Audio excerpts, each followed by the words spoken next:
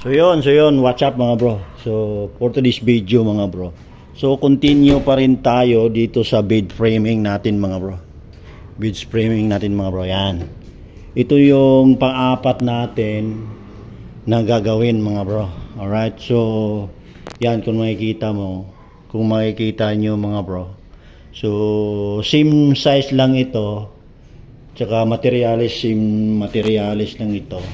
Pare-parehas lang ito lahat mga bro. So right mga bro, so ang ano po dito, ang kagandahan lang dito mga bro, pag binalot siya, titibay talaga siya kasi pag binalot siya ng plywood. Ayan, yan po yung pinaka-actual niya na itong accomplishment ito mga bro. So ayan, aakyat tayo. Ayan, so yan mga bro, so 3/4 yung plywood na nilalagay dito mga bro, kaya napakatibay po talaga. So right mga bro, ayan, ganyan siya. Ito po yung higaan niya. So ito ibibinil pa ito mga bro. Ayan, bibinil pa. Ayan. So tapos itong ibabaw may kisame pa ito mga bro. So ayan, yan po yung stair natin. So ayan. Ayan mga bro. So ang stair natin dito mga bro, yung rising niya, itong rising na ito 20. Then itong landing ito 20. Pero ang standard talaga nito mga bro is 30 cm 1 pie. Ang standard ng ano natin na to, landing na ito, step. Then 20 cm yung standard natin sa rising na to. Alright, so hindi lang natin nagagawa yung standard nito kasi medyo maiksi yung spacing niya. Aabot po tayo dito sa ano.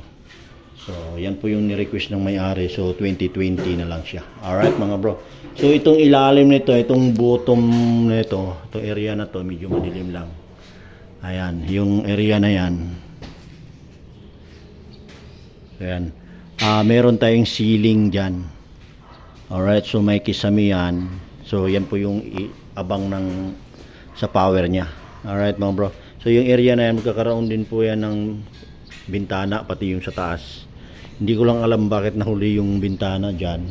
Siguro may purpose sila dyan mga bro. Alright mga bro, ayan. Ayan, ito mga bro. So yan, ito po yung ano niya. Yan, parang yung itsura niya iisa lang.